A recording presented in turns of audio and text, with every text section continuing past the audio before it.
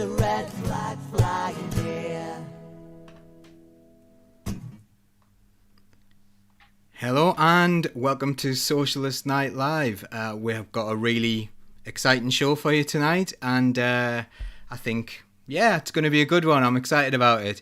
Remember to share this so that lots of people can see it, and remember your comments will appear on screen. So if you want to get involved in the show and ask questions and do that kind of thing, then please do feel free to do that. Don't put anything horrible on there though, because you'll get blocked. So anyway, we're going to go around the panel now, and we will start with the most familiar figure. So we know Jane. She's been on here. Hi Jane, how are you doing?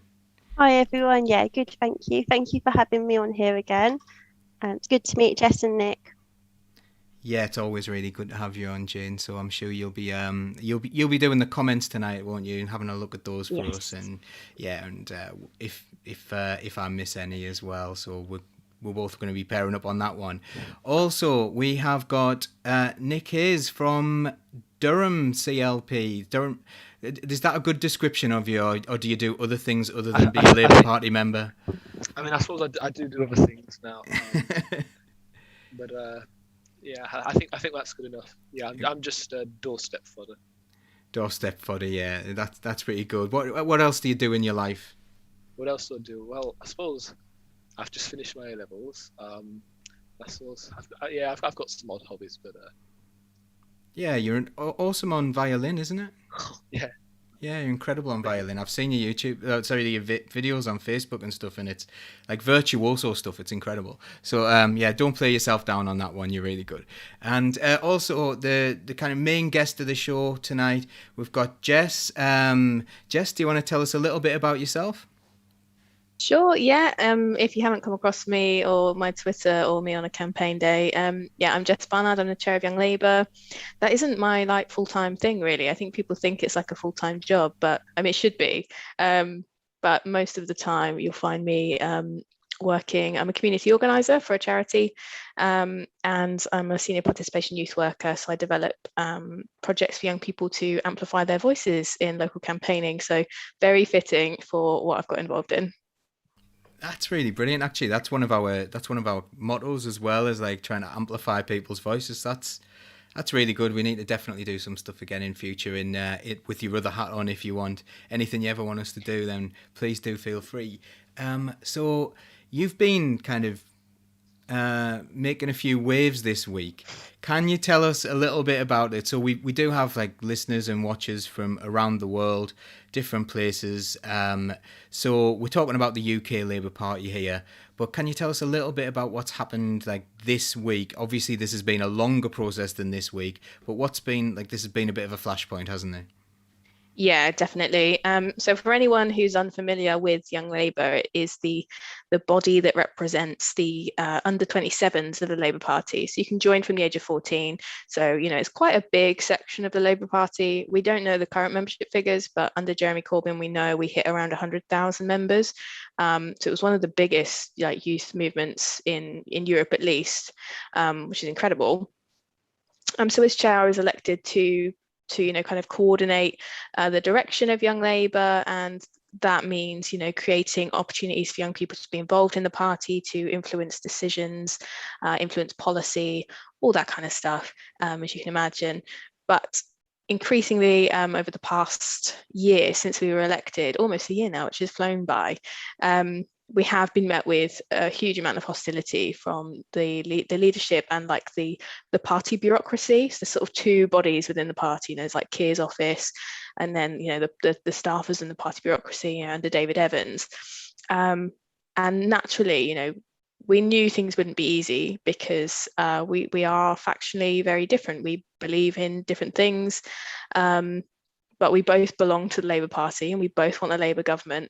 And so we've been really clear about wanting to work with the leadership, and they've approached that relationship, I think, in quite good faith. So recently, obviously, our party conference is coming up. That's in about 3 weeks' time. Is it 3 weeks' time? Yeah, 3 weeks to the day, right?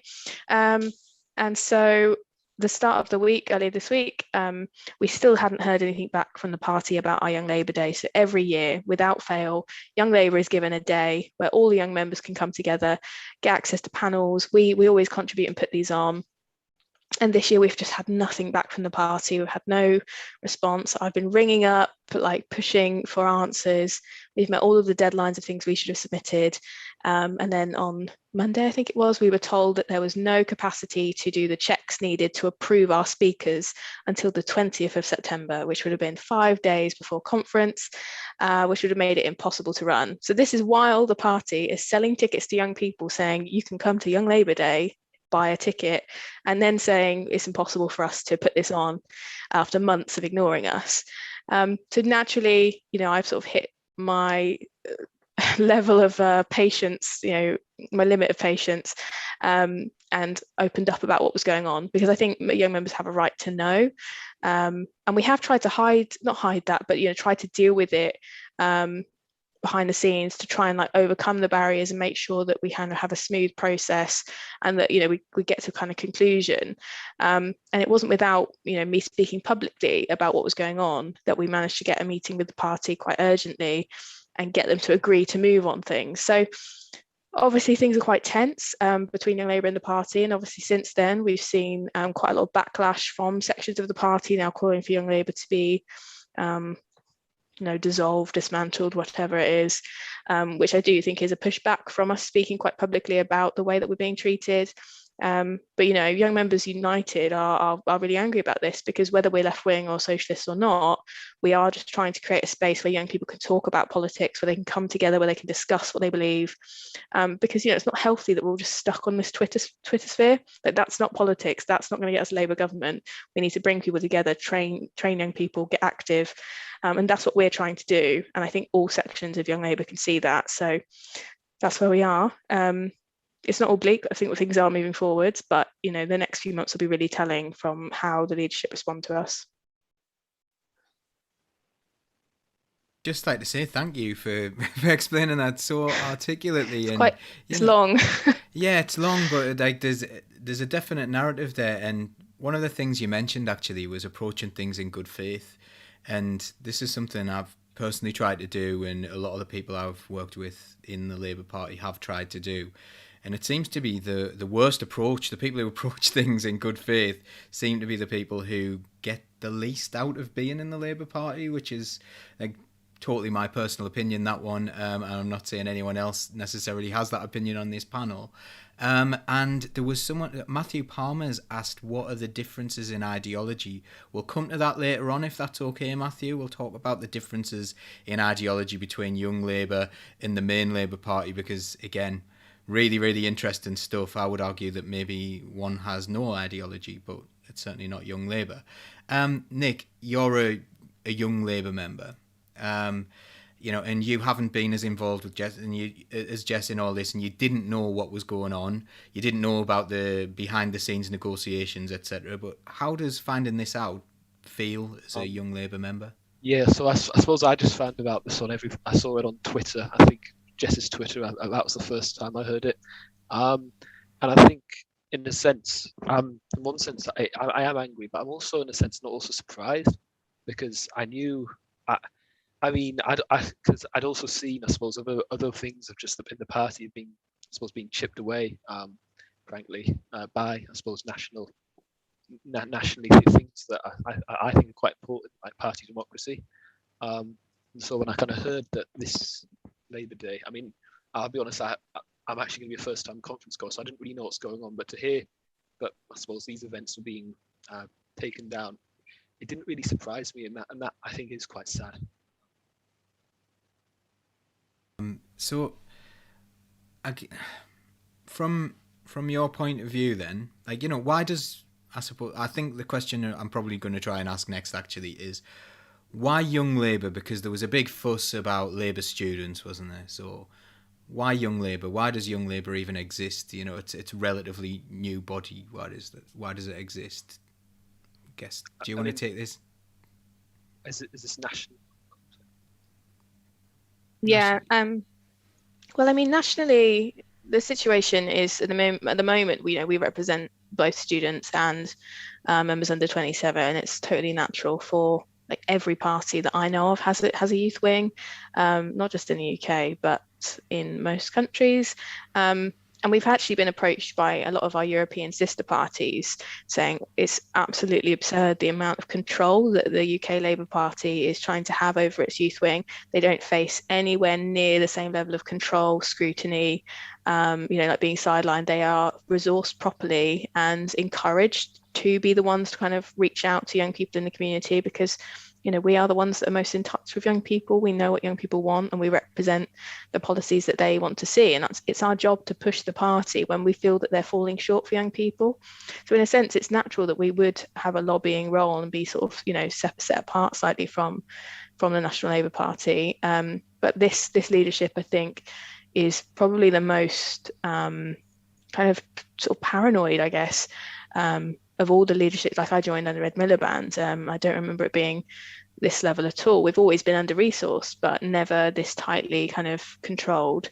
And I think, something I said the other day was it's just really time they stop looking over their shoulder and just let us get on and do what we want to do.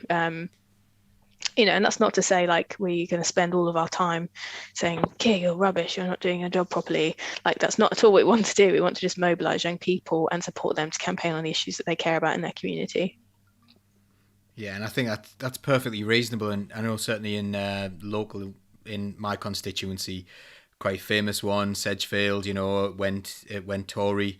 And we talked about young Labour compared to Labour students. And we were saying, well, in our constituency, we don't have a university.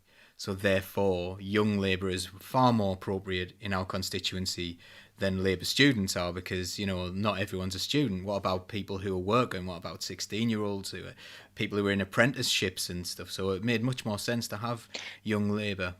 Absolutely. And I guess a quick update on Labour students, we are in the process of refounding a new Labour student. So the reason that Labour students had to be kind of dissolved before was because they were given repeated warnings, you need to hold democratic elections. That's the rules, you have to do it. They also had 3 full-time funded staffers, and Young Labour only had 1, despite us having 5 times as many members at least. So it was a very kind of skewed situation in the first place. But yeah, they were given notice to hold democratic elections. They refused for another 3 years in a row, I believe it was. And so the NEC voted to dissolve Labour students, and there's been a subcommittee working on, Lara, our NEC youth rep, has been on that, and our student reps from Young Labour have been on that working group to agree a new format for Labour students. So that will be coming soon for any students listening. It will be fully democratic. Really? that'll be something new in the Labour Party, full democracy, eh? That'll be interesting. So, Jane, what do you think about all this? Hearing about all the issues that they're having in Young Labour, and also are there any comments that are sticking out for you? There's a lot of solidarity in the comments. Obviously, Neil, Terry, Tim, Dredge, and Monty. And a lot of support from all the people commenting. Kat, who I know is really active in her union, saying, she's not a Labour member, but you shouldn't be denied a voice. And from her point of view, it's completely normal and vital to have a youth part of the party. And I completely agree with that. And Max saying Young Labour is the future of the party, and it literally is, isn't it? It's crazy to not resource and encourage that. And I think generally over the last, I don't know how long, but we've seen a decline in younger people being actively involved. I think that changed when Jeremy Corbyn became leader of the Labour Party, and it's really good to see, and we really need that. And it just seems so crazy to push people with so much energy and good ideas to the sidelines outside of the parliamentary system. Why would we do that? It makes no sense. A comment that's come in that's really interesting to me here. I think we can probably squash it straight away. I don't know if anyone else has seen it. I've just seen it. Yeah, Young Labour Party support Johnson selling the weapons to Saudi Arabia. No, definitely not. No. We are proudly anti-war, anti-imperialist, anti-weapons to Saudi Arabia. Just to quash that one. Yeah, I would say, do I speak for everyone on this call where we say we're all against selling weapons to Saudi Arabia and generally selling weapons to any dictatorship is a really, really bad thing, and we'd be dead against it. I once did a really, really fun hustings at a sixth form, and the Tory rep was a guy who was running all the like local campaigns for all the different Tory MPs. I think he also ran like Chloe Smith's campaign, and one of the sixth formers raised this question, and they were like, well, what do you think about UK selling arms to Saudi Arabia and other Tory countries? And his answer was just the worst thing I've ever heard. It was like, oh well, people have got to have jobs somewhere, so what would you rather have? These people made unemployed? And it's like they can't imagine that there is a different world where perhaps we have green jobs or jobs that give people a purpose that isn't creating arms for horrific regimes. It's like Orwellian, isn't it? Like if you look at 1984, they made weapons so that they could destroy stuff, so they did production. That's that argument. It really is the argument that 1984 was all a really good idea, and those sort of things are how we should go on in life. So yeah, I'm glad we could immediately nip that one in the bud. That is definitely not true, but I'm sorry that you felt that might be true. It definitely isn't. And yeah, so we've got this. Let's talk about the ideological differences then. So we just talked about the ideology of Young Labour. Most young people in the Labour Party, I suppose let's talk about 2017 first.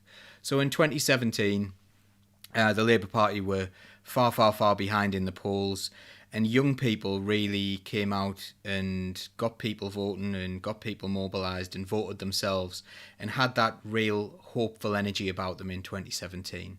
Now, since then, it's almost like those people have been neglected. Well, young people don't really vote. Let's make sure that we get these older people who vote Conservative to switch over. That seems to be Starmer's plan. I don't know. I'm not really sure if he does have a plan. He hasn't really shared one. But if he does have a plan, that would appear to be it by like deciphering it. So,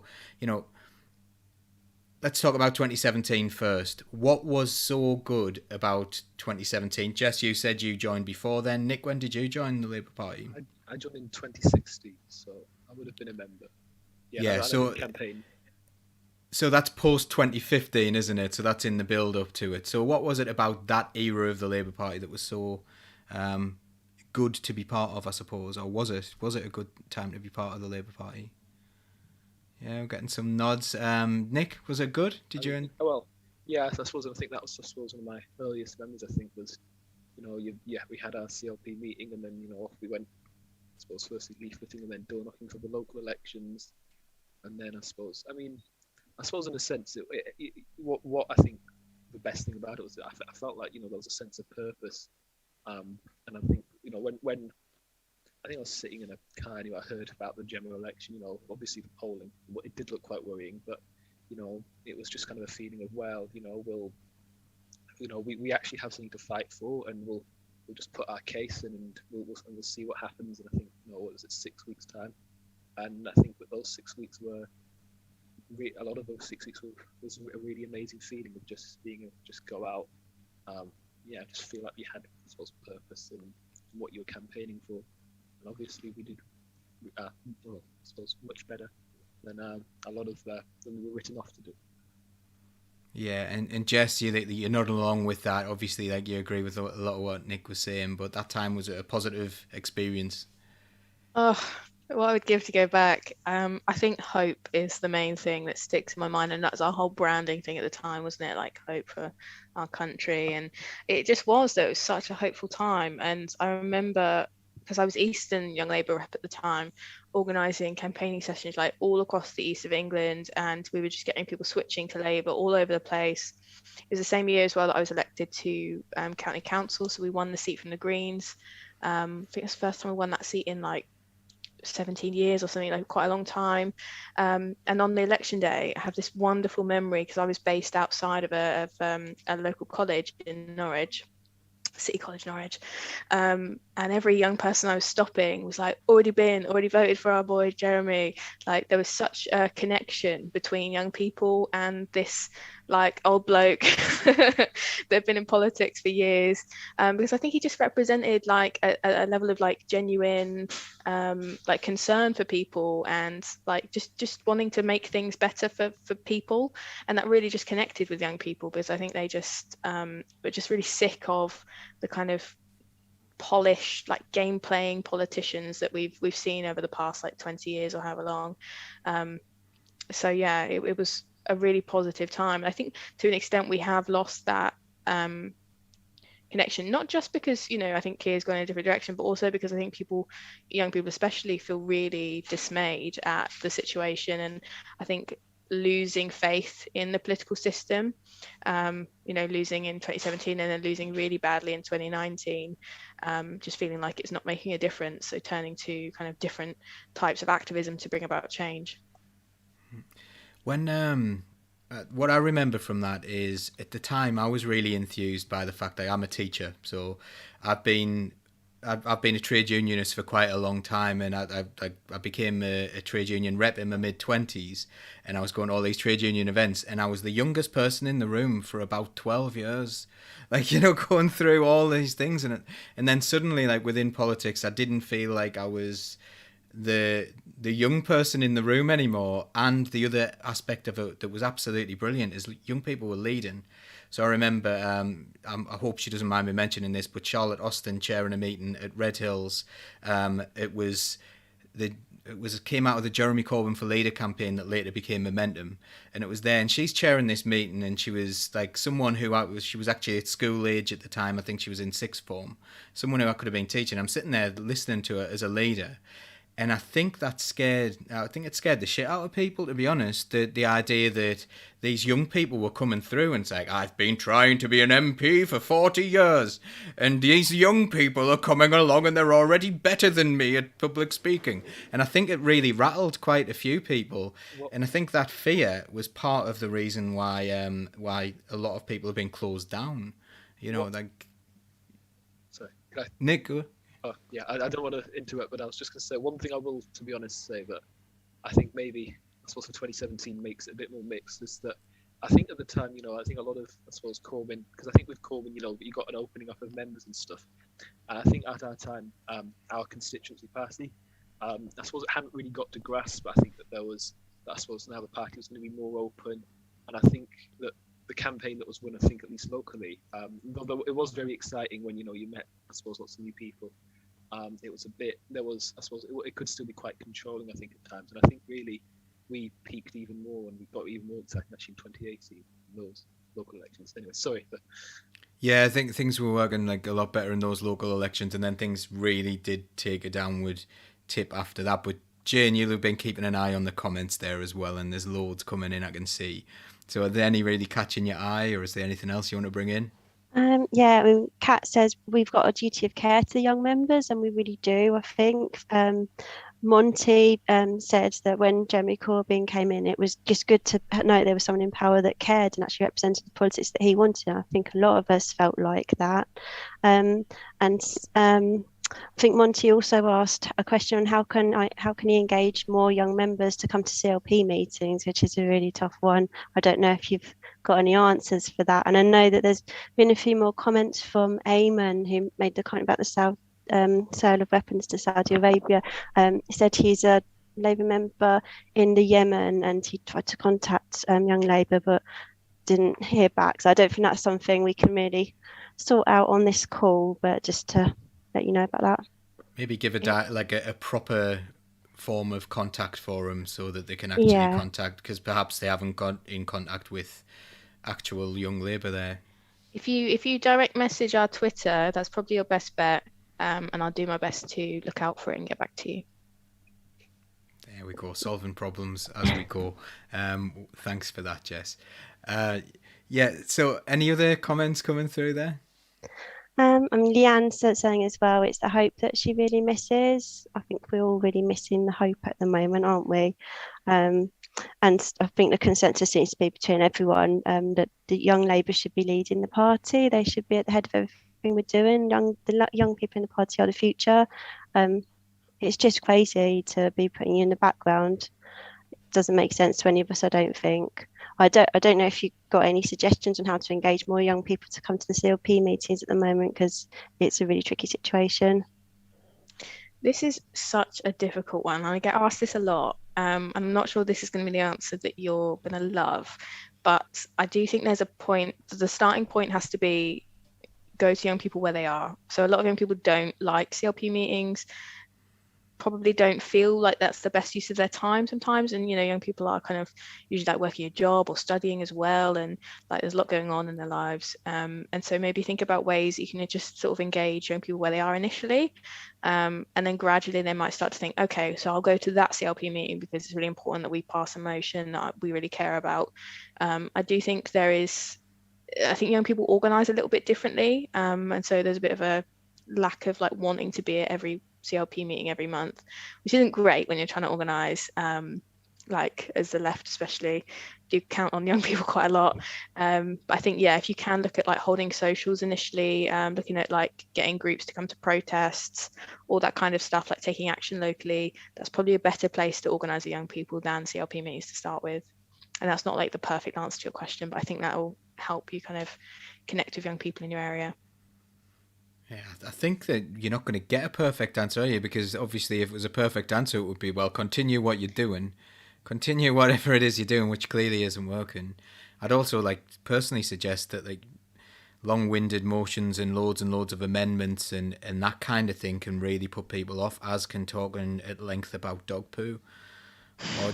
Or just being like really aggressive as well. Like these are things that we've seen locally, like and I said I'd mention this maybe a little bit, but we had people in 2017 told by the chair of the CLP to go home because they were wearing a Jeremy Corbyn badge, Jeremy Corbyn for Prime Minister badge. Take that off or go home. You know, a young person turned, and that was in the build up to 2017, and then they would also start off the CLP meetings, I am told, by saying none of us want to be here, so sit down, shut up, and let's get on with this and let's get it over with as quickly as possible, which again is like kind of an attitude that maybe isn't going to engage any humans, never mind young ones. It's that control and that like fear of power being taken away from you again, isn't it? I think that we touched on earlier. Norwich is exactly the same as that. So we have a joint Norwich North and Norwich South CLP meetings, so they can be quite big. They're awful. Like they're run by people who are quite hostile to the left. You kind of get people shouting about the left being Stalinists and really kind of smeared and shut down. You're not allowed to like speak very often. We now have Zoom ones and you can't unmute yourself. You can't use the chat function. You have to just sit and stare. No engagement. Yeah. And on a Friday night, don't have them on a Friday night. I think that's because we have Clive Lewis, because apparently that's easier for him to get to, but don't have them on a Friday. No young person wants to come into a community hall and sit and be shut down and shouted at on a Friday night. On that note, I must thank you both, all three of you, for coming on a Saturday night as well, because this show was timed during lockdown, and we were like, oh yeah, that's great, no one's doing anything, it's a Saturday night, we'll give someone something to do, we'll make it a bit of a social. Now people are actually socialising as well, so it's really, really nice of you to come on. So, you know, maybe just do things completely differently, I guess, would be a start, like engage and find out where people are, what people are doing, what people are involved with. So, with regards to that, there was something very much that's close to people's hearts, which is the situation in Palestine. That came up during your tweet, your Twitter thread about Palestine Solidarity Campaign speakers, and has that since been rectified? So what's the situation with that? It has. Yeah, it was a worrying situation, really. I know there's been a lot of concern, I guess, between us and the Palestine Solidarity Campaign. So for anyone who hadn't followed it, initially, while I was trying to get answers from the Labour Party about our situation with panels and things, the only answer I was given was that we needed to find alternative speakers to Palestine Solidarity Campaign and to Jeremy Corbyn, because they would not get through due diligence checks. the only reason I was given for why the Palestine Solidarity Campaign would not be able to get through due diligence was because there was talk about them being too controversial, but I couldn't get any more information than that. But PSC have since come out and said that they found out that it was because they have supported BDS, which apparently there's concerns about within the Labour Party, but that's not against any rules. That doesn't violate the IHRA as far as the Labour Party is concerned, as far as I know. So it's very confusing as to how this decision was made, and why we were told this by like party bureaucrats rather than anyone elected to any positions. But since then, since I made it public and since there was sort of quite a bit of backlash, understandably, the party have apologised and said that we are allowed to request a speaker from Palestine Solidarity Campaign. So there has been some movement on that. I really hope that they, make the effort to reach out to PSC, because I think there is now like a level of distrust and quite a lot of upset there. And that's a really a huge shame, because they're a really important group and people should be allowed to organise in solidarity with Palestinians. Yeah, and that's the problem, isn't it? And where did they think? Like initially, why did they think they could get away with that? Why did they misunderstand the situation so much, either deliberately or otherwise, that they think that simply being in the Palestine Solidarity Campaign is somehow a threat, is somehow too controversial? Surely politics, if you want things to change in politics, surely you want a bit of controversy in there. Surely it shouldn't just otherwise you just want the same thing, or you want to fiddle around the edges. And I suppose that brings me back to, what does Keir Starmer want to do? So, in your view, Nick, what does Keir Starmer want to do? What do you think he's pushing for at the moment? I don't know. I couldn't tell you. I suppose firstly, I think what I've realised is that he's really doesn't have any kind of coherent forensic idea. What I would say, I suppose, is perhaps he thinks that kind of, I suppose, it looks, I suppose, attractive to voters if he's kind of attacking his own party, maybe.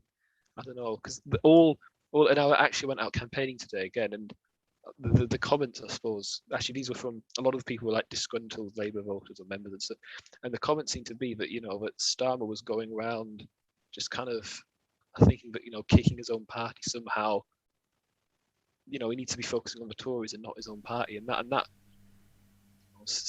seems to be something. Yeah.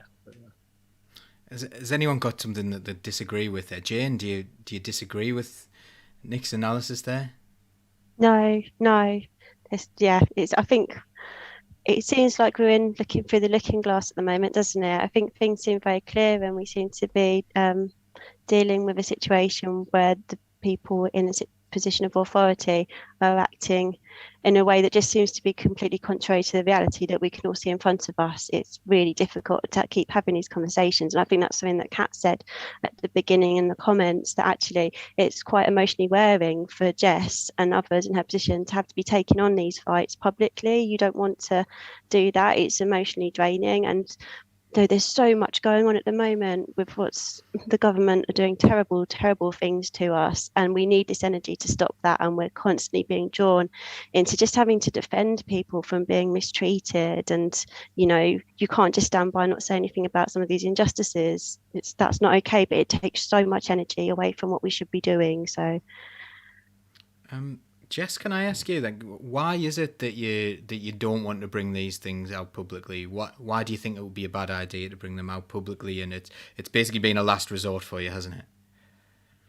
I just think it's sort of hanging out your dirty laundry a little bit. Like we all know that Labour Party is a huge party. There's going to be some issues. There's going to be some teething problems, but to this level, it either looks like the party is waging war on like half its membership, and particularly at the moment, young people, which is bad optics. It's not good. I don't want young people to feel like they can't vote for Labour, or that Labour doesn't care about them. Like, we don't want that. Or it makes us look really incompetent. So I'd much rather us just be able to have an open line of communication, a bit of mutual respect, a bit of mutual trust, and be able to work together. And it's really disappointing. Like, a lot of my weekends I spend organising protest actions in Norwich, and each time I go to them, people come up to me and say, "What the hell is Keir doing?" Like, I feel like they're saying I feel like I can't vote for Labour. I can't watch them treat their own members like this. Like, I'm asked all the time, how are you still in the party? And obviously I want to see a Labour government. I believe it's a really important route to achieving change in this country. But increasingly Keir's strategy seems to be, or predominantly I think it's a lot of people around Keir as well, want to make sure that we never again have a Jeremy Corbyn type leadership. Never again do Socialists have power within the Labour Party. I think that's their primary focus at the moment.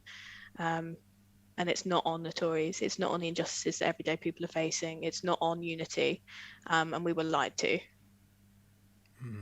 Now, I absolutely agree about the dirty washing in public. And it's interesting seeing the comments as well, because they're mentioning about a member of the British forces who's a member of the Labour Party is in Yemen and is killing people apparently, and I don't know, that's a comment that's come in on from YouTube there from Ayman again, but anyone can join the Labour Party, and it seems that anyone can also be kicked out of the Labour Party for whatever reason at the moment, which is absolutely bizarre.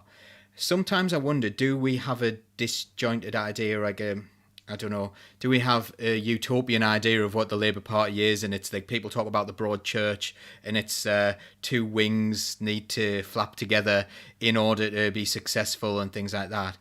Are we being naive about this? And I'm going to come back to one of Laura's comments on this in a second, because has the last couple of years where we've seen attacks on Socialists and Socialists always saying, actually, I don't want to cause any damage because they know that the party will suffer, and the party that you want to get elected into government is suffering, and people on the outside who don't understand that don't care whether it's left or right of the Labour Party looking stupid. They just see the Labour Party looking stupid, whereas people on the right of the Labour Party seem to just go, well, if we can't control it, let's burn it down, let's absolutely destroy it and drag it through the mud. Are we being a bit naive? I don't know, maybe I'll go to Jess again. Just you're damned if you do, you're damned if you don't, really, aren't you? Is my takeaway from this. I think I always try to start off from a good faith position, because if you don't, it's just you're gonna suddenly be met with, well, you did this. So I think I always try to deal with things sort of behind the scenes, in a comradely manner. But is this, I appreciate people's frustrations, and I feel extremely frustrated, and I don't want to have to spend my time fighting people that clearly are just going to keep finding new barriers, new ways to shut me down, and that's quite that's one of the reasons that Young Labour and myself, we're looking at building connections and relationships with our trade union allies, different organising bodies around the UK, like Kill the Bill, all those different movements for justice. We're looking to be kind of connecting with them more and making sure we're focused on change and fighting this Tory government, because if the Labour Party won't do it, Young Labour will. So I'm going to come to you in a second, Jane, because the comments are just really, there's some really interesting sub-conversations going on as well in the comments, which is nice to see. Also, someone mentioned they wish this channel would get more attention. So please do share, please do subscribe, please do like, do all those things, because it does help in the algorithm and it gets us more noticed. So what I was going to mention before about Laura's tweet. So Laura, who is normally on the show and shares a name with me because we share a house. But... And she's saying, this is why I get annoyed when people say the party shouldn't be infighting. I agree we shouldn't, but it's always the left that's being attacked. Always us that needs to back down and let stuff go and things being done to us. It's exhausting. And many of my friends said it feels like it's like being in an abusive relationship. Now, the bit of context here is in 2017, following the election, left-wing people, including me and Laura, took control of Sedgefield CLP. When we say control, the difference is they used to control it, then we used to try and empower people. We'd say, right, okay, we'll do all the stuff that will help empower you to do whatever you want to do in the Labour Party. That was our goal. So a couple of months later, it was very hostile, by the way, when we took the positions, very hostile, and Paul Daly, Wheezy, and things like that. But anyway, Laura wasn't even allowed to do an acceptance speech. And a couple of months later, we had people writing to the Daily Mail saying that we'd been bullying people and just like completely fictitious stories. And this is going to segue into something that has been happening this week. But there were completely fictitious stories in the Daily Mail. It went on Russia Today. It was in the Times. It was in the Sun. All this story about how we're just these really, really nasty bullies, and they didn't care. They didn't care. This is like the person who was quoted in the article was someone named John Burton, who was Tony Blair's former agent and very well known in the local area. And he was the one who was quoted in the article and said, we don't know what we're doing, we're bullies, we're nasty, etc. And they didn't care what happened to the Labour Party locally, So I don't know whether whether it's like, as I say, I'll go back to the naive thing. But anyway, speaking of people who are just willing to say anything, Oliver Cam this week has been just saying anything about young Labour, hasn't he? And I know that you are quite limited in what you can say about this because it's very, very serious, the allegations that he's made against Young Labour and members of Young Labour.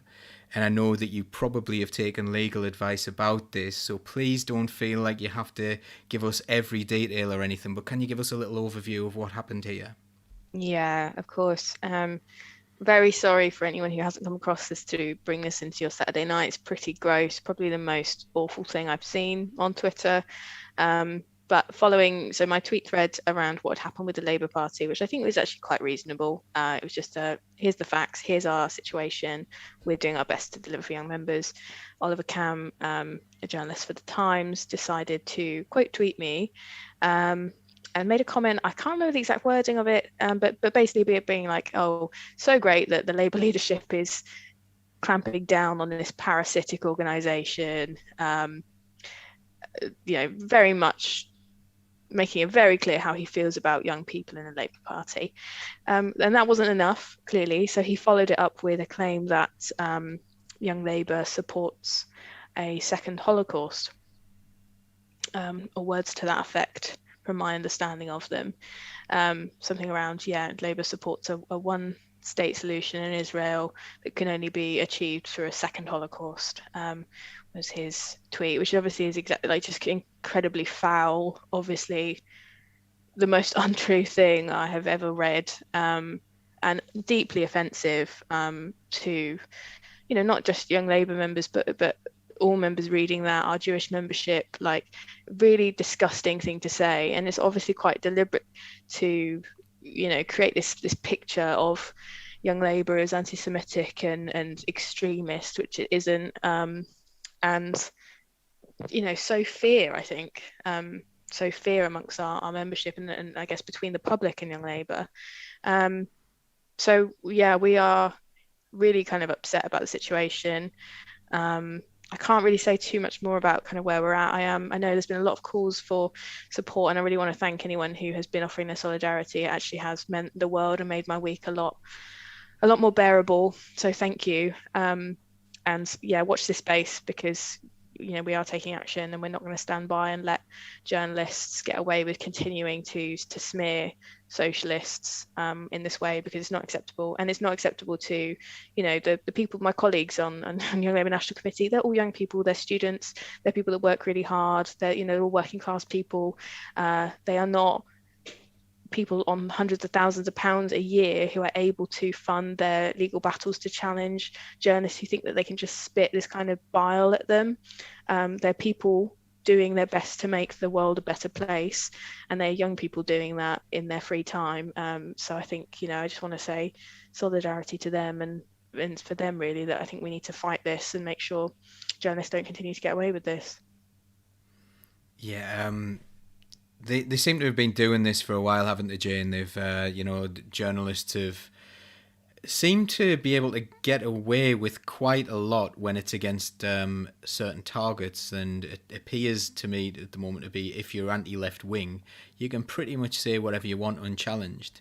Like, so we as an organisation, we're regulated by Impress, and we have to not make up lies. You know, we're allowed to have an opinion, we're allowed to speak our minds, and that's absolutely fine, but we are not allowed to make things up. And yet we see journalists regularly working in their professional capacity as well. It's like, he wouldn't really be a blue tick on his own, would he? He's like, he's working in a professional capacity as a journalist there on Twitter. How are people getting away with this, Jane? I mean, the majority of our media, I think we all know, is owned by a very small group of very wealthy people. It's in their interest to have a government that's going to keep them in the privileged position that they're in. So it's not in their interest, I guess, for socialists to have a voice. But it's been really upsetting to see the extent to which I think it's filtered through to, even panel shows on TV over the last few years. Really disappointing. People who, when they speak, it sounds like they largely the same values as you and me, and yet they, I don't know, seem to have fed into a really snide narrative that I think contributed to us not getting the Labour government that would have protected us from so many harms that this government's now inflicting upon us. It's really difficult to understand why so many people seem to have gone along with this.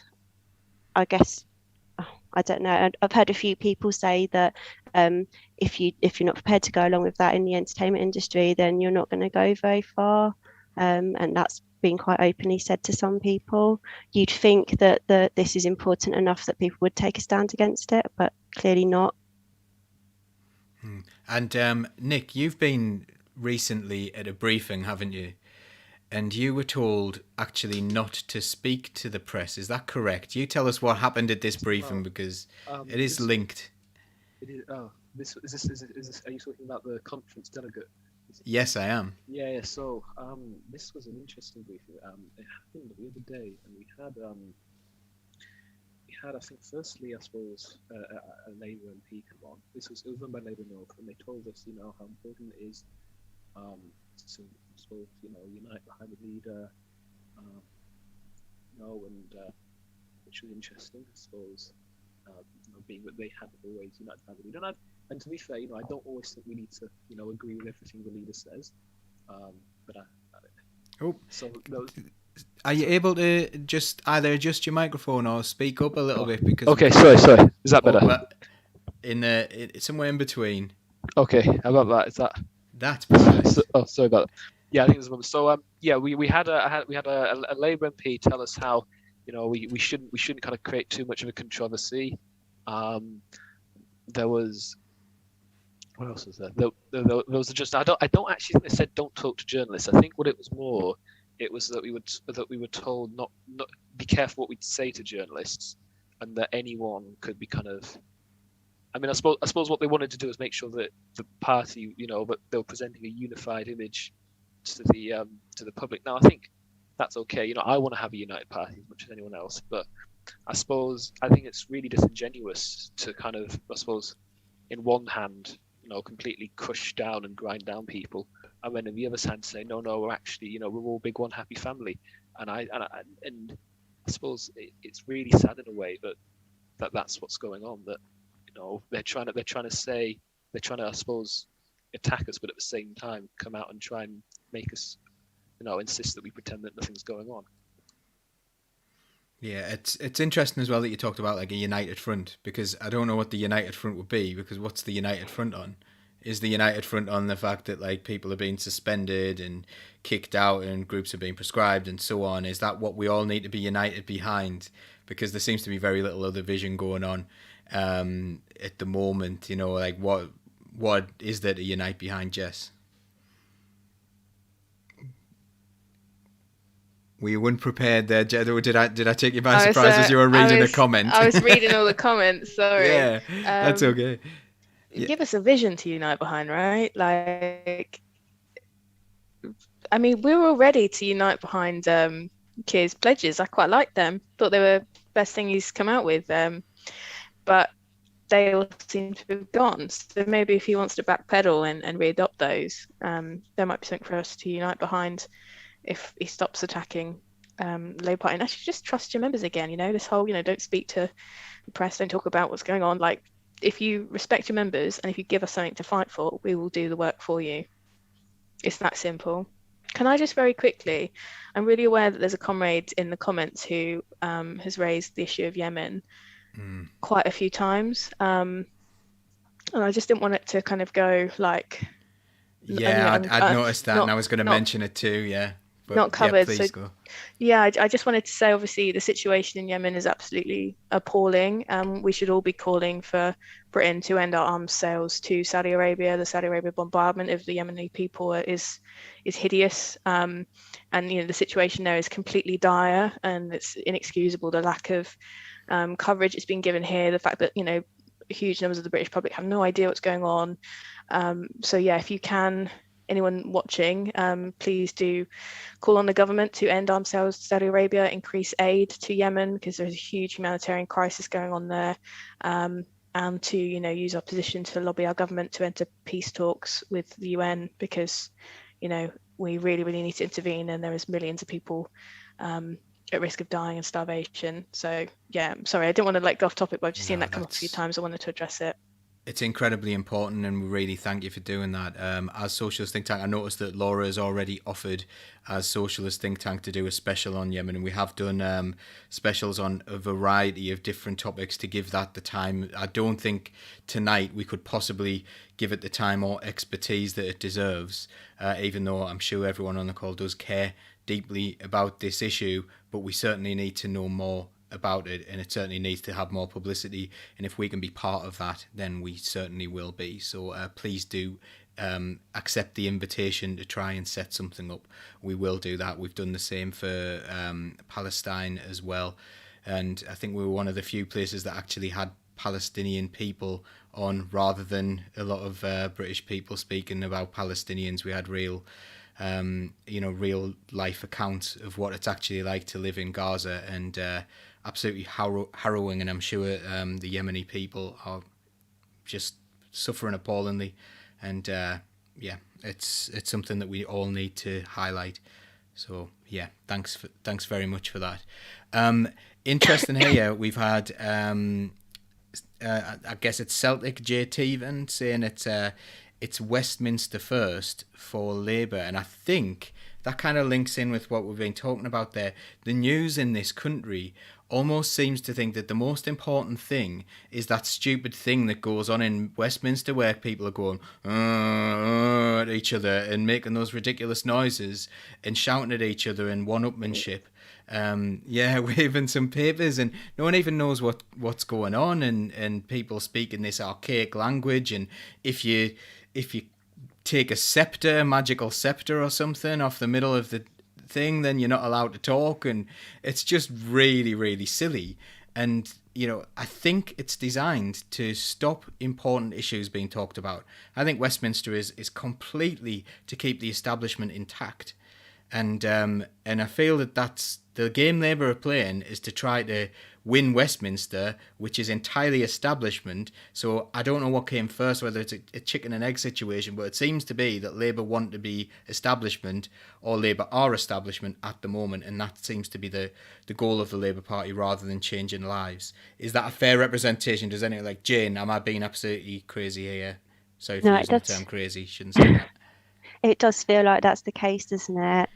Just think, how much money are we spending on renovating or, you know, repairing Parliament at the moment when there's no money for essential things? Should we just not turn it into accommodation for the many homeless people, and they can do remote meetings, and we can stop paying for second homes for MPs who are already earning a good salary, and they can concentrate on their constituents? And wouldn't that be more sensible than all of this showmanship? And it's very archaic. It just feels very undemocratic when you watch it.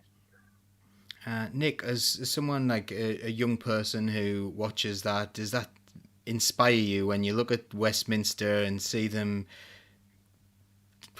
whatever it is they're doing there? I suppose not. And I mean, I suppose one of the other things actually I've realised is that Westminster politics, I think more and more it becomes something that you just tune out of. I mean, maybe not. There's nothing really exciting about it at all. I mean, there's nothing. It's just, I suppose, some people that wear suits and they kind of sit on their benches and it's not really. Yeah, I mean, and I'm somebody, I think, who can take quite a big interest in politics and like local politics, but just what happens in Westminster and kind of all the showbiz, I just can't. Yeah. Jess, it's it. Carl Rogan's mentioned. Laura Pidcock talked about when she first came in MP, and I remember speaking to Laura about this as well. She said that the whole place is designed to make people from working class backgrounds feel out of place, feel like that's not their place, and I suppose for the Tories or for people who went to private school, it's almost like, oh, this is home. This feels right to me. This is where I belong. And for a working class person, do you think you would ever look at Westminster and think, I'm going to fit in there? That's something that is for me. That's the lifestyle I want. No, the whole thing is so gross, isn't it? Just, this makes me feel a bit sick. I think Parliament is really summarised by sort of two moments for me. There's that one, do you remember when Jacob Rees-Mogg was Mogg was leaning on the bench, he's falling asleep, just the entitlement and privilege that it just oozes out of him. That's one side of it, and that's what it is. And then there's the that clip of Dawn Butler calling out Boris Johnson for lying, which is true. She spoke the truth and then was kicked out for doing so. And there's two moments that really kind of capture perfectly what this whole system is about. And it just exists to uphold this kind of us and them sort of situation. It's so disconnected from everyday people's lives. And that's not to say we don't. I do think we need a place for MPs to meet and debate and discuss what we should be doing. I think that needs to exist, but it's just so archaic, isn't it? And pretty gross to see the level of entitlement the MPs feel, particularly the Tories, feel that they have. Yeah. Does anyone, I suppose this is open to anyone in the chat as well, does anyone have any ideas about what could be a better system than this? I suppose most people would probably agree with abolishing the House of Lords. And I guess, for me, I've always thought it would be quite funny to move Parliament to a different location and have a set of dormitories where people aren't claiming for second homes, as it's okay, there's accommodation there. And I'm sure that privileged people would find it a lot less appealing to go somewhere in the middle of the country where they don't have West End shows to go to every night, and they don't have a certain lifestyle that they're able to keep up because they're far away from it, and they have to stay in clean, nice, tidy dormitories that most people would think, yeah, that's all right to stay in overnight, but it wouldn't be a lavish second home and so on. That would be on my wish list. Has anyone got anything on a wish list for how to reform Parliament? That's a very structural one. That's a building kind of thing. But anyone got any?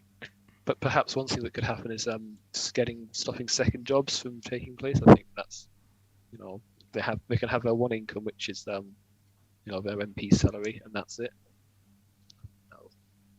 Yeah, that's fair enough, really, isn't it? If you're doing a job, their argument is always that if you want to go back into being a doctor, then you have to practice one day. And it's the same with law, isn't it? You have to kind of practice for one day a week or something, so they have to have second jobs. So of course Boris Johnson does need to have his column in the Daily Telegraph or whatever, and that second job and stuff. Anyone else got anything on the wish list?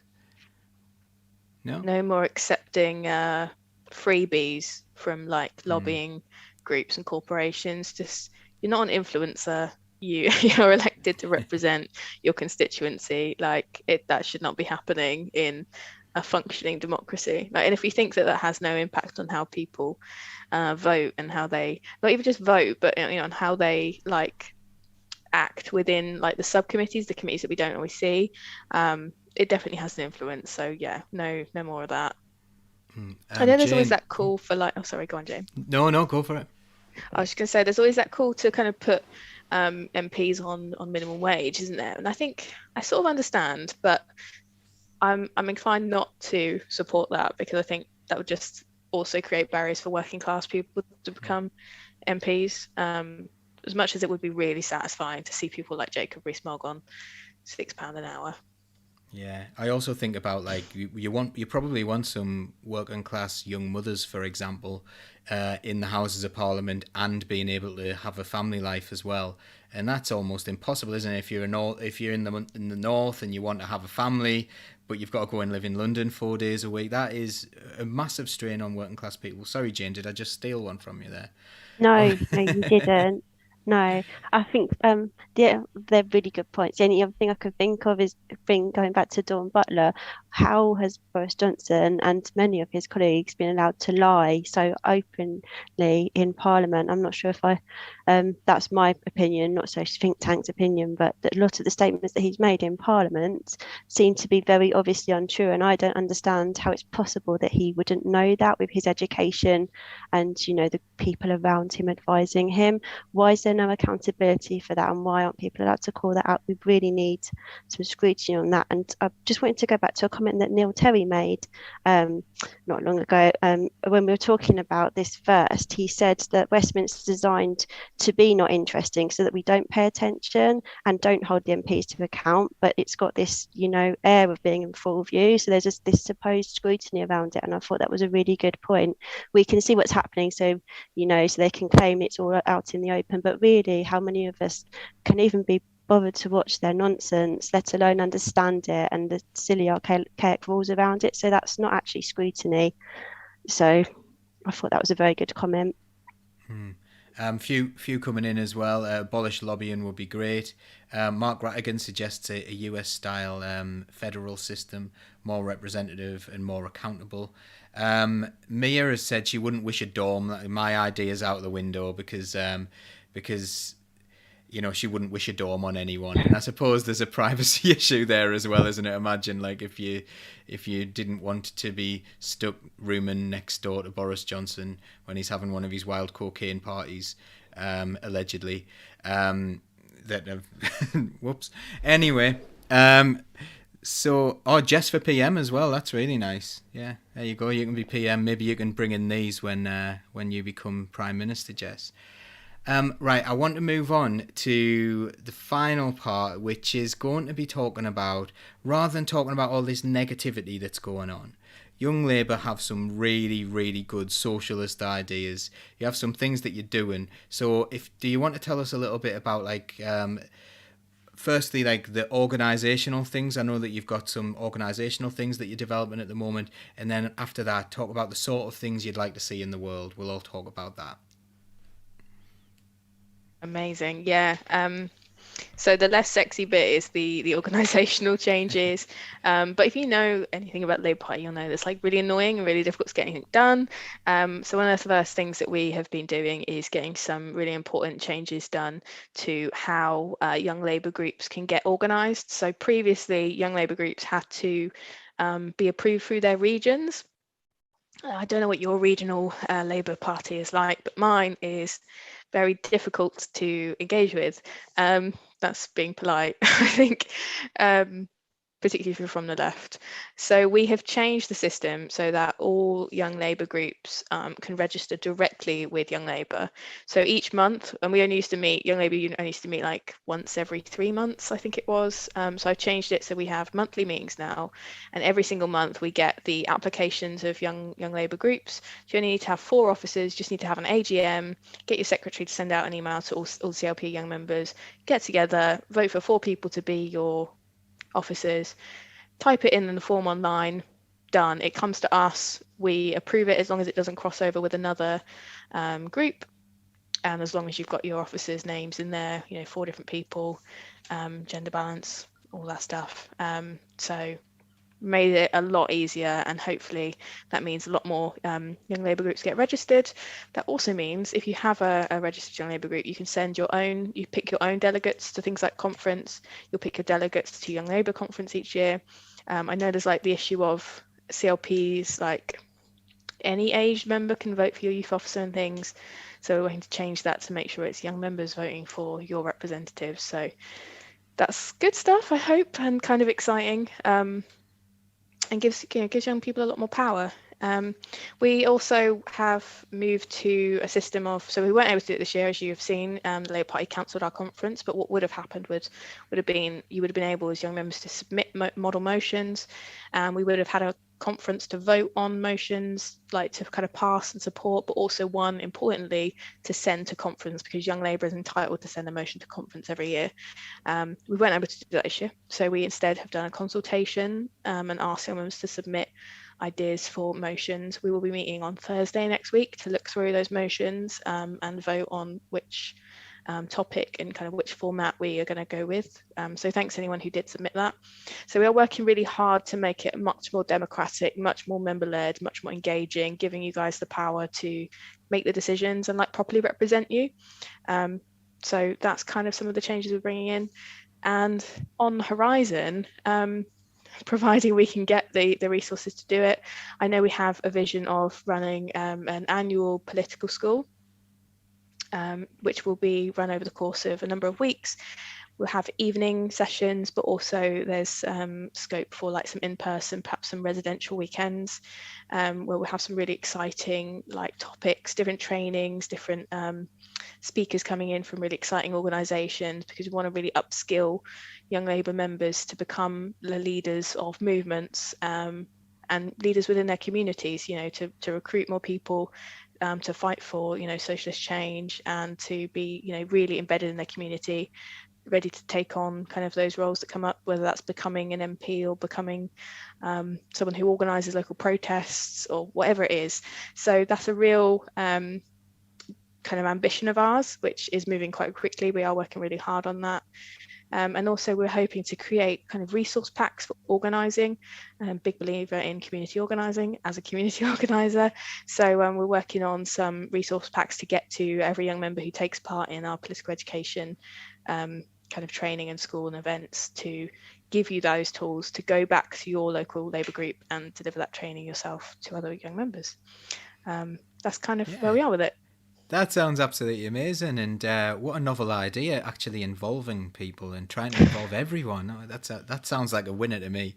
Nick, what stood out for you there as a young member who would be involved in this? I suppose, and I don't mean to like put it all in a damper, but I suppose my experience is that I think often, you know, Young Labour is quite a national thing. And I suppose experience is often you need to look at, there's a lot of young members such as myself that don't really have a Young Labour group, and we have actually met, sometimes, you know, with a consensus, yes, you know, we're going to set up our, you know, Young Labour group and the AGM is going to be there, and then you know, we'll have a reassess, and sometimes we think, you know, maybe actually, you know, it's okay just us working through the CLPs and just being friendly with the Union Labour Club. One thing I would really like to see is probably just some more awareness of what actually is, you know, required for safeguarding. Because when I first joined the Labour Party, and it was actually in that election, I was actually they didn't really know what to do with me, because I was 14 at the time, and there was even like a time, and this is what I said, mostly, you know, it was a pleasant experience, when they didn't actually, when I was stopped from going door knocking, because there was apparently some safeguarding issue, and it took a long time for me to be able to actually go door knocking. I was allowed to wash up mugs for the volunteers, but I went to Red Hills, and that's how I spent the last day of campaigning. So I think what there does need to be is there needs to be probably a more clear, what's the word? Probably a very clear place where, you know, it says what you can do at 14. And I mean, I suppose I have different ideas about why that happened. So I think safeguarding is a big thing. So I think it can't be used as opposed to a way to get at, I suppose, young kids. So I suppose that's such a good point, Nick. To come back on this, one of the first things we did, or I did when I got elected, was ask for a meeting with the safeguarding team at Southside, the HQ of Labour. And we did meet with I think they're relatively new in post, like lead for safeguarding. We did have some good discussions, and some changes have been implemented. So things like when a young member joins, they will get an email which gives them a named safeguarding lead for their region, because I was saying, like, how on earth would any young member know to contact Southside? Like, you just wouldn't know, would you? So they get that in their initial joining email now, or they should be doing. But also we have asked for the party to develop training for CLP officers, because this, like just like you said, comes up all the time, and I get a lot of emails from like CLP secretaries saying, this 15-year-old joined, what do I do with them? And I'm like, oh gosh, I can't really give safeguarding advice on behalf of the party, I don't think. I've worked in, as you've worked for years, so it's tempting, but I can't. So yeah, just like making sure CLP officers know where to go with it, because they shouldn't really be coming to me. They should have a contact at Labour. One of the things I think we had a problem with is there's something called like a DVSM check. DVS, yeah. And that was like one of the things that why they didn't want me to go out at all campaigning or anything, because they're worried that they didn't have. And I mean, I've got different reasons for why, the full reasons for why they're doing the safeguarding thing, and it might not just be my safety, but yeah. It would be good practice, and I've said this to them, like to have at least like one CLP officer that is DBS checked in each CLP. I mean, I know it would be expensive, but it'd be really good practice to do it, and they could oversee the safeguarding issues. And I know actually that our CLP has actually started doing that, so I think have they? Yeah. I mean, the likeliness is there'll be people in the CLP who've already got that. Like if you work with young people, you're DBS checked, so they could just kind of be quite clever about, utilising members' talents and expertise. What an idea. But yeah, I totally hear what you're saying, and it's got a long way to go. And on that note as well, I think, not to bring it down on it, but something I was really angry about was that we just didn't get a reply from David or Keir in relation to, there was the leaked report in which some staffers talked about wanting a person who was a young member at the time to die in a fire, and they were readmitted to the party recently, which I raised the party as the safeguarding issue and was not addressed. So it's got a long way to go, and I think factionalism has to come out of the equation completely. Yeah, that's that was really, really good. These are obviously things that we wouldn't necessarily think of as not being young members, and yet they're very obvious to you. With regards to the DBS check as well, I think you can get a free DBS check now as a volunteer. I think someone told me the other day, so I haven't checked this out myself, but apparently there's a free DBS check for volunteers, so that might be good, or it might be very low cost. I'm not quite sure, or I may be completely misinformed, but let's hope there is, because that would be like, people who work as volunteers shouldn't be having to pay to do so. It's not very fair. So hopefully that is a thing that's there. So what kind of policies would we say then? What are the sorts of things that Young Labour want to see the Labour Party adopting? Obviously, like, you seem to be very socialist at the moment, but that could democratically change, I suppose, if a lot of people decided that they weren't socialists and wanted to go in a different direction. But at the moment, what sort of vision would Young Labour have? Who's going to speak first? I think Nick, we'll go for Jet. Oh, go on, Nick. Go on. Oh, okay, looks like it. Well, actually, it reminds me that you're saying that, because I once ran like a special survey for young people at the Miners' Gala, and I can actually just get up the results right now. So I think certainly climate's an obvious one. I think actually this at this point climate was far more I suppose less on the agenda, but I think there was health. I don't think I remember being one actually. Education, and I think just having kind of, I suppose, what we consider left-wing kind of economic policies. And I think that does excite people, because I think when I did that survey, it was, I think, 2018, so still kind of there was still like the excitement, and Corbyn was going away in Glastonbury and all that stuff, and I think so I suppose one of the big issues I think people got excited about, kind of the economy and kind of ideas of, It's funny that as well, because I don't think people necessarily think people do get excited about the economy, but they do when it's a left-wing economic idea. I think lots of people get excited about that, including people who are currently supporting the Conservative Party, funnily enough. anyone I spoke to who voted Conservative last time in my area, if you start talking to them about taxing billionaires and redistributing wealth, they're dead into it. They are dead into that idea, and it's really strange the way the press have misrepresented what left wing is, really, because I would say that is just fundamentally left wing, the redistribution of wealth from rich to everyone else. But Jess, what sort of things would you be going on? Redistribution of wealth. So I mean, it's tricky because despite having been in post a year, I actually haven't had a chance to do a physical event with young members yet, but I'm going to speak from experience of being involved for like years and years. So I know the last policy that we brought to conference, the motion we brought was, I think it was 200,000 council houses to be built a year. So giving local authorities the powers and the finances to build council houses. I think we did reference not just council houses, but like passive council housing, so green housing. Which is obviously really important to young people because we are absolutely ripped off by landlords all the time. Another really important policy that is broadly supported by young people, scrapping Section 21.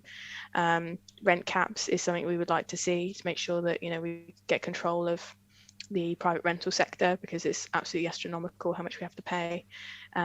And a landlord's register to make sure that you know, landlords who repeatedly kind of steal your deposit, make you live in damp and disrepair kind of conditions are not allowed to continue being landlords and exploiting young people. Mental health is another one that comes up a huge amount. The waiting list for young people to access mental health support services is huge. In Norfolk, I'm not sure what it is at the moment, but last time I checked, it could be up to 18 months between the point of referral and your initial appointment. So if you are, you know, really struggling, that's just, especially when you're a young person, 18 months feels like an incredibly long time. And it is if you are really, really feeling alone and isolated and you know, not sure what's going on with you, your mental health. So making sure that we fund mental health services properly, and put investment into early intervention services as well, rather than waiting for people to hit crisis point and have to turn up at A&E because they've been left to suffer alone for so long. The NHS is also really, really popular with young people, obviously popular with everyone, as it should be. But I think there is an awareness of the Tories' attempt to privatise it, starve it of resources so that the public say it's not working. We can see their deliberate attempts to kind of turn the public against it. So proper funding for the NHS, £15 minimum wage, a little bit of a radical one now. I got some replies to my tweet the other day being like, my manager would be paid less than me. I was like, good. No, £15 minimum wage for everyone, because the cost of living has gone up and you deserve it. 4-day working week is something we have a lot of support for in young people. The idea of working like most of your life, and you know, young people probably be working till we're like 80. So let's have a 4-day working week. Let's go big. And of course, you know, environmental policies, huge support in 2017 for environmental policies. The Green Industrial Revolution policy, I think we don't talk about enough. Like, we should really be fleshing that out, talking about where we're going to be developing those jobs and connecting with like colleges and sixth forms and universities around like creating clearly identifiable paths for young people. Because at the moment, you know, when you're asked at school, what do you want to be? You can't go, oh, I want to work in the environment. Like, people don't really know what is out there. So a really good example here is, so in Great Yarmouth, like this kind of coastal area near Norwich, if you're not familiar, has a huge offshore wind farm, and loads and loads of jobs were created for that. But there was so little opportunities for the local people of Great Yarmouth, which is a hugely deprived area. So people from London were now like traveling over to Great Yarmouth to take up those jobs and develop that offshore wind farm. But wouldn't that have been amazing to create these training opportunities, educational opportunities, and like career pathways for young people to take up those roles? So fleshing that out for local communities, I think, is a really big one as well. There's loads more, but that's probably my whistle-stop tour of socialist policies. Interesting as well that you're saying like, oh well, you know, there's loads more, and you've outlined loads and loads there. And maybe the UK Labour Party should be listening to its young members, because if it's really running out of ideas, you've clearly got plenty. There was loads of things that I could have gone into there, like loads of things that we could dive deeper into. There's one here that Mia's said. I think the right sort of mental health support is as important as whether it's available. She didn't seek support from mental health services when she had a breakdown because she knew they'd make things worse. There need to be more approaches based on the social model that looks at addressing societal barriers as opposed to the problematic medical model that focuses on fixing the individual. And I think as well you could add into a lot of that, I think the societal side of that, we're seeing young people with mental health problems more and more and more. And that's driven by societal pressure. That's driven by the idea of every single, as a teacher, I look at this and I'm thinking, why are we trying to educate everyone to be exactly the same? And I actually work in a special school, and in my special school, there are people who simply haven't fit in mainstream education. And sometimes when you get inspected by Ofsted, they're asking you why you aren't giving them a standard mainstream education. Why aren't they all sitting in as they would do in a class of 30? Why aren't they behaving themselves in the same way? Why aren't they walking up and down corridors in a nice, neat order? And you're like, these people aren't fitting in with that at all, but they might go on to make something of their lives because there are all sorts of different things to do. In fact, the things that we teach people at school aren't that useful really in everyday life, to be honest, in a lot of cases. Certainly the academic things, and we aren't teaching any of the vocational things. Sorry to go on a little rant there, but that was something I thought was important to bring up about mental health there, and thanks Mia for the comment. Jane, have you noticed any comments coming through, or is there anything you'd like to add, because I've neglected you for the last little time? Oh, no, you haven't. Though I'm just so happy and so excited hearing what Jess was saying. There's just so much common sense. It just makes so much sense. How could anyone disagree with that? And a lot of that was what's been in our manifesto, what got us all so hopeful in the first place. And how could you not be talking about the Green New Deal? And I think it was Carl, but I mean, to say we don't need policies until 2024 because there won't be an election till then. Green New Deal is a huge thing, and it's not going to change that we need that. We're just going to need it more and more. We should be talking about it, and like you say, fleshing it out. That just makes so much sense. But yeah, lots of solidarity in the comments for Jess. Lots of people through the show have just put on that you're doing a really brilliant job, Jess, and lots of support for you.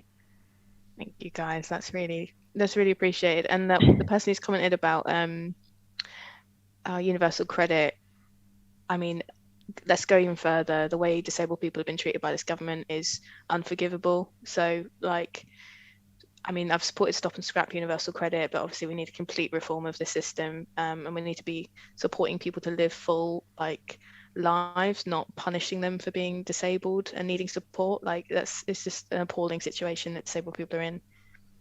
Yeah, on that note as well, in 2 weeks' time we have Disabled People Against the Cuts coming on, which will be really, really good to talk about their latest campaign. And we all love Disabled People Against the Cuts, and one of my favourite political moments was when they were trying to report calmly in Westminster, and they managed to get in, and they were like, oh, what's going on here? There's normal people in the Houses of Parliament. What's going on? It was absolutely brilliant. So they're going to be coming up in a couple of weeks. There's one further thing I'd like to ask you before we do our final little summing up, our final little 2 minutes, but you were talking about working with lots of other organisations in that Twitter thread that you did, Jess. So I don't know if you're interested in coming to our event at the World Transformed. That would be really nice to see you there. If you'd be interested in that, there's an open invite, so we'll be in touch about that. But what sort of organisations are you looking for, and what sort of things are you trying to do? I think looking at this as movement building, rather than just this sort of clique within the Labour Party. So obviously we've partnered with TWT for the first time this year, which we've never done before. So we're really excited about that. We are linking up with trade unions, particularly like the CWU. We are looking to develop our kind of connections with. I think we will be potentially, you have maybe heard it here first, joining the CWU after party at conference as co-host as well. So if you come along to Young Labour Day, look out for a ticket for that. but then also looking at other people doing like great things in their community. So we've been approached by different organisations. So there's an like arts group who are supporting trans and non-binary people who've reached out to us, who we are kind of in touch with about developing some work together there. An anti-sexual violence organisation who we are looking to work with in the future. So like lots of different, like bringing together people who are campaigning for like the same things and working together on this. Sounds really exciting. So do get in contact with Young Labour if you have any sort of ideas around that. And I guess if you're a Young Labour member as well, that's especially important. Okay, I'm going to do closing comments now. So I'll start with you, Jane. I'll do the same order as we did at the beginning. I just wanted to thank Nick and Jess, and thank you, Jess, because I just feel hopeful. We got so tied up through, like we say, through just defending ourselves against injustices recently, but just to have a reminder of what the really important things are. And it's just really good to know that there are still people focusing on that. We're all trying so hard. So, but thank you. Brilliant. Nick? I suppose again, I suppose the first I just have to say thank you. I feel really flattered that I've been, I suppose, out of all people, just invited here. You know, at kind of 8:20. Just kind of, all of a sudden, I wasn't expecting to do this. And I think I'd just like to say as well, I think, Jess, you're a fantastic chair of, I suppose, Young Labour. I suppose keep up what you're doing. Absolutely brilliant, and thanks to you, Nick. Thanks for stepping up, because it is really important. One of the goals of our channel is really just to hear lots of different voices, really good voices that wouldn't. The fact that you don't think that you might be invited to something like this is a really good reason to invite you, because you've been absolutely excellent, and we've loved hearing your voice on here, and you are welcome anytime. Jess? You're all making me a bit like emotional. Thank you for having me on the show. Thank you, Jane. I think, yeah, you've hit the nail on the head, right? And it's why it's so important we come together and do these things and remember like why we're in it, and that we aren't alone, because it can feel really isolating at times in sort of a hostile environment. Nick said something me and Nick came across each other. We set up a sort of WhatsApp for young members coming to conference, and Nick said, oh gosh, I'm in this chat with these committee members, I'm just doorstep fodder, and I was like, no, the members are the heart of the Labour Party, and I know it doesn't feel like that at times, but we should always try and remember that it's our party, not some bureaucrats, not like establishment Westminster people, it's ours. So don't give it up, even if it does feel kind of helpless at times. And if anyone's coming to conference, come say hi. Be great to see you all after 2 years of being sort of locked inside, separated from each other. So let's get together and organise. Brilliant, and thank you so much for coming on. You've been absolutely brilliant. You are inspirational, and you know what? If the rest of the Labour Party was more like you, it would probably have a lot more socialists in it, and it would probably be doing a lot better with the general public as well. So I do want to say, on behalf of Socialist Think Tank, we have had a very Labour-centric episode today, but we are not anything to do with the Labour Party. I think we're all members on this call, but you don't have to be a member of Labour Party to be a member of Socialist Think Tank. You can join for free. Cost is no barrier to you joining Socialist Think Tank. We do accept donations. You don't get anything special other than our gratitude for donating, but we also know that people have their own financial situations and their voice is just as important. So if you do want to join, go to socialistthinktank.com. Please do subscribe to our YouTube channel, like us on Facebook, follow us on Twitch and Twitter, and do all those things, and share and like it and all that, and we will see you all again very, very soon. I'll say goodbye to the people on the call just after we go off air, but hopefully we will see you all again soon. We've got an Origins programme with Azzy Aslam coming up on Thursday this week. So Origins has returned, where we ask what is socialism to you, to our guests. It's going to be a really, really good one. It's already been recorded. It is really good. We've also got Political Unmuted on Tuesday, where we talk about all the events. You can still vote in our poll to decide what we're going to be talking about on Tuesday. And hold us to account if we say anything silly. So we will see you all again soon. We'll be back for Socialist Night Live next week, and the week after, and the week after that we're at the World Transformed. So we will see you again, and everyone say bye. Bye.